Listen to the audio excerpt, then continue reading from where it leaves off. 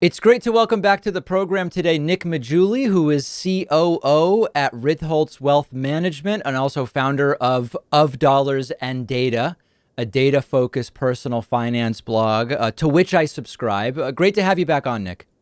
Hey, nice to see you again, David. So, many in my audience are millennials, or they know millennials, or they've heard of millennials at least, and are probably familiar with some of the headlines that say, millennials dramatically worse off financially than their parents, than their grandparents. The millennial generation is just financially a disaster. Oftentimes, student loans combined with stagnant wages are pointing to, et cetera, et cetera. Okay, so that may be true. I think I want to understand how these things are being calculated first and foremost. So maybe let's start there.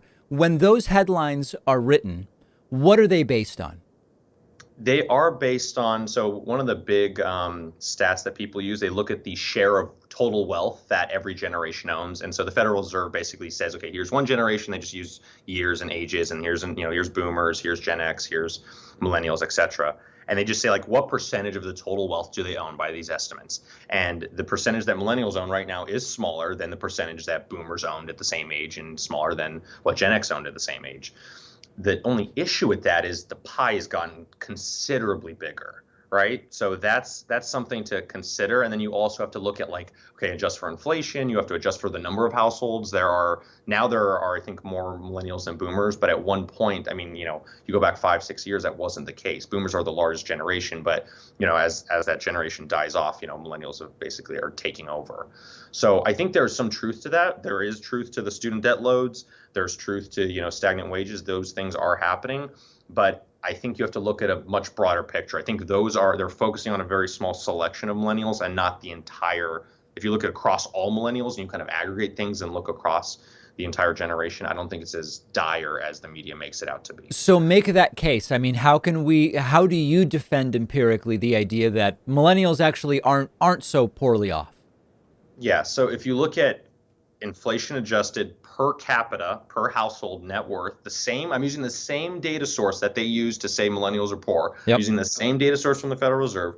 You look at those trends over time, and I could send you a chart, or it's in my blog post, but there's a chart which shows, like, okay, here's where millennials are, here's where boomers were at the same age, and, like, the lines are lining up. It's like they're on the same trajectory. It's like people are just getting older, and we're gaining more wealth. Like, even during COVID, the thing I remember, it's like millennials added $1 trillion in total wealth to their generation during COVID, which was obviously a very bad time financially for a lot of people. So we hear this stuff, and, like, I'm not saying that there aren't people struggling. I'm not trying to debate that. That's definitely true. And in the data, we see that clearly. The bottom 10% of the millennial generation, or of younger households in general, are far, far worse off than any bottom 10% of the younger generations previously. And it's because of debt loads. It's because of, job prospects. There's a lot of reasons why this is happening, but you can clearly see it in the data. So if you're looking like, there's a lot of people struggling, and if you focus on that segment, you can write stories about that, which are legitimate. At the same time, to then paint that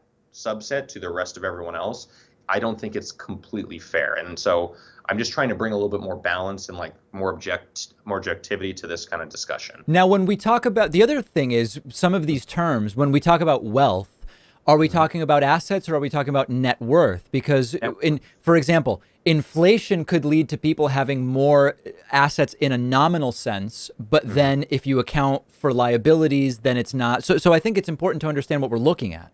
Yes, we were. I apologize. When I was talking about those charts and wealth, I'm talking about net worth, assets minus liabilities. And so, like, yes, financial assets are higher, but debt is also higher for non-mortgage debt is higher for millennials, without a doubt. If you look, it's even, and they're taking it on earlier than Gen X did, and who took it on even earlier than the boomers did, right? So looking at those types of charts, you can see that, like, yes, we have more debt than any other generation, but at the same time, we do have a little bit more financial assets. So it kind of evens out on aggregate, but I remember aggregate isn't what people feel. People feel their personal situation. Sure. So, and just brush it away, but I don't think it's as much of a crisis as the media portrays it. That's I think where I'm kind of getting at. Let's pick one kind of sub issue within all this that's sometimes talked about, like, for example, home ownership. And that's another one where you will often see millennials have a lower home ownership rate than prior generations. And then there will be people who say, well, yeah, that's because the cost of living has gotten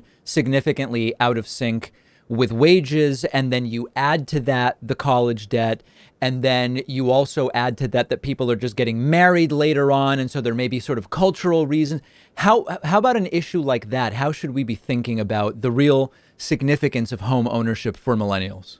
Yeah, so I think you brought up a lot of the key issues there. People getting married later, that's a cultural reason. That's usually when home ownership, would happen. Like, for example, I'm 31 and single right now. If I were to, I could buy a house, but then if I end up getting married in the next couple of years or something, I'm going to need a bigger house. So I would just pay the transaction cost to do that. So I know I'm not going to be buying anytime soon until, that part of my lifestyle is more, cemented. So cultural reasons are true.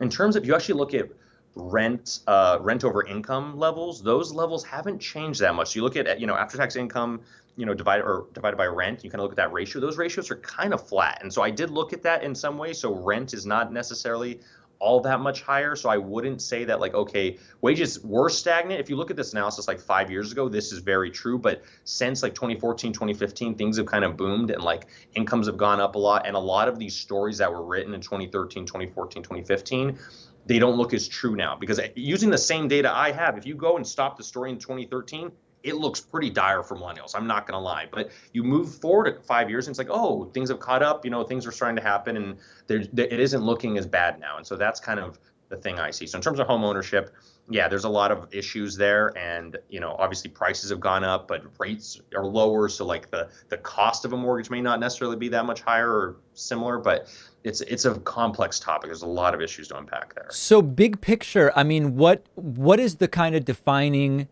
narrative overall about how we should understand the financial picture of millennials in the aggregate, understanding, as you say, that people's personal experience is their lived experience, and that's sort of what it's going to feel like at the individual level. At the aggregate, is there not much of a story in terms of how millennials are doing relative to prior generations financially? I think it depends when you look, right? As I said, if you go back a couple years, it looks pretty bad, but now things have incomes have gone up a bit, assets have gone up as a result. Because of that, millennials aren't looking as they don't look like they're struggling as much. However, I think the real story to take away here is there is a subset of millennials that is struggling, and I think they need help. And so whether that's right now, there's debates about whether we should cancel student loan debt or whether we should why not have a tax credit? Every American gets a $10,000 tax credit that you can use towards education. If you never use it, you lose it. If you've used it in the past, you can use it in the future, right? If you paid off student loan debt, 10 years ago, guess what? You can use it. You can write it off that, I don't exactly know how that would work, but something like that where it's going to feel fair. Everyone gets it technically, and it would help those people that are in debt, at least somewhat. So I don't know if that's the solution, but I think there are people that need help.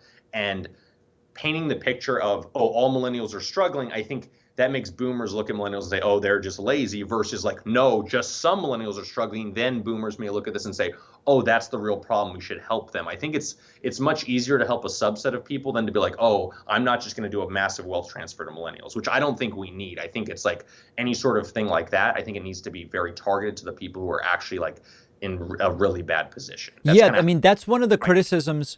One of the criticisms that comes up about the blanket cancellation of student debt is that it wouldn't really be that progressive. And I'm not saying politically progressive. I'm saying in terms of, who it's hitting, because there are lots of people who have chosen to take on debt, even though their financial position today is actually quite good, and you're going to be hitting them even though their ability to repay is actually significant. Is that a fair criticism of a blanket student debt cancellation versus something like what you're talking about? Yeah, so I see the issue is okay, personal responsibility. Oh, I chose not to go. I mean, you have to realize what is it? Only a third of Americans end up getting a college degree anyways. And so for me, I'm obviously in a bubble where most of my friends are college educated. So to me, it's oh, everyone has a college degree. But remember, it's only about a third of Americans. So creating a policy only for a third of Americans is something that and it's not age based or something like Social Security. It's something that's going to be hard to pass. That's why I'm saying try and come up with something that's fair. Maybe you come up with a policy where you can use these credits for a technical school. You can use it for anything. You can use it for a coding boot camp.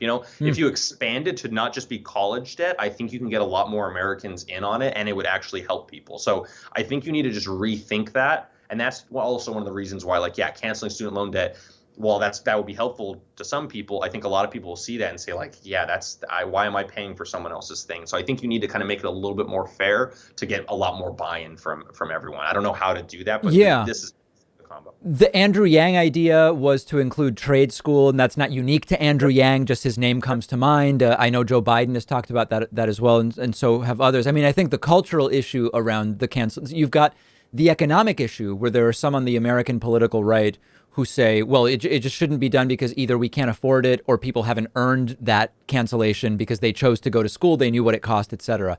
There's also the political, cultural side of the perception that college is left-wing indoctrination. And so there's some resistance to that because there are people who politically on the right think, well, if you encourage more people to go to college, that's actually going to be a problem politically. And that's probably another hurdle that would have to be cleared. Of course, yeah, both of those things. I think the fiscal arguments make more sense than the indoctrination arguments. Obviously, yes, the universities are more liberal for a host of reasons, but I don't think it necessarily needs to be indoctrination. I don't think it needs to be that strong. No. But I do think the fiscal arguments, you can make those like, yeah, can we afford this and that? I think there are probably some multiplier effects. I haven't really read all the studies on this, but I think education is generally good. Of course, yes. Not always. If you go to, do what the joke is underwater basket weaving, that's probably not a good use of resources. But I think a lot of educational things are, I think, generally positive for society. Yeah, I mean, I think when you look at the range of the how stimulative different types of government spending is/are. I don't know grammatically what the right word is there. On the one hand, you've got like letting rich people who have all of their expenses covered just put more money in the bank account, right? That would be on the low end. On the other side, things like food stamps are extremely stimulative in terms of a multiplier effect. And we can imagine why. The money's going right back into local businesses and it's increasing. It's a demand side stimulus in communities. I think education tends to be closer to the food stamp side than the letting rich people sock money away in a savings account side. Mm-hmm. Yeah, I would tend to probably agree with that. I mean, I haven't looked at the studies on it, but yeah, I mean, I think education is probably closer to that than something that's not really helpful. Nick, while we have you here, because you've written and tweeted a lot about your ups and downs with cryptocurrency, and if I recall correctly, a few months ago, you got out, right? I got half out. You got half out. Half out, yes. What is your sense now of what we're seeing? I recently did an interview with the CEO of Celsius, who obviously has a vested financial interest in saying this is only the beginning, this is going to be great. As someone who is half out and you sort of have a casual interest in, it would be cool if that went up what you still have, but it might not. What's your sense of what it's looking like the role of cryptocurrency is going to be in the bigger financial picture going forward? I have no idea. I Fair. think that question, if we knew the prices would reflect that, whether that's up or down, right? If we knew it's not going to be that useful, like there's still a lot of people saying, I don't see how a lot of this stuff's useful. There's some people saying, oh, well, this is going to take over the world. Everyone's going to be using Bitcoin for everything. I think the truth is somewhere between the two. I don't think it's the most useful thing ever, and I don't think it's absolutely useless either. And the reason I sold wasn't because I have some sort of market outlook. I was just like, I bought it it was supposed to be a certain percentage of my portfolio. It grew. I got it at 8,000. It grew. It was up at 52 when I sold half of it, and I paired that half off to get back to a fair allocation of what I feel comfortable with. It kept growing. It's just, and that's what happens. It got too big, and I've sensed now that the prices have come down. I said, okay, well the allocations got smaller. I'm also I looked at Ethereum a little bit. I said maybe I'll get some of that. So now I have a little bit of an Ethereum allocation and still have my half Bitcoin, just because. And yeah, if prices drop enough, I will buy more cryptocurrency to kind of keep my allocation. And it's a very small allocation, but it's something that I believe in. I've run some data on it, and we'll see what happens. Obviously, no one knows the future. But yeah. I mean, that sounds similar to my position. I mean, I think at more than 10 years in, there's no reason for me to think this is going away. And even as different governments have changed policy in different ways, it's still not going away. And the number of individuals holding at least some seems to have gone up. So for me, and this is not financial advice, I've said it's like a 3 to 4% type thing in terms of asset allocation. Yeah, that's exactly kind of the way I've kind of looked at it. It's like find a small percentage. I remember we're not here to give full financial advice. Of course. Bulk of my investments are in income producing assets, which is going to be like stocks, bonds, real estate, stuff like that. So the bulk of my wealth is in there, and that's what I recommend for people. What percentage, that's kind of up to you, what you feel comfortable with. But yeah, so I don't know what's going to happen with crypto. But if it is a revolutionary thing that's going to change the world, this is kind of what you should expect with prices. Like, it's not just going to, we're all just going to wake up tomorrow and be like, okay, we're all going to agree that this is the price. No, it's going to go up way past that price. It's going to crash below. It's going to oscillate upwards until it finds its its final price. And maybe it's too high relative to where its equilibrium should be. Maybe it's too low. If it's like a digital gold, it's far too low right now. If it's not a digital gold, it's maybe too high. I don't know, right? So that's the truth. We have been speaking with Nick Maggiulli, who runs the blog Of Dollars and Data. Now, here's my request to people in my audience. If you disagree with what Nick says, tell him where his data is wrong. No ad hominems, please.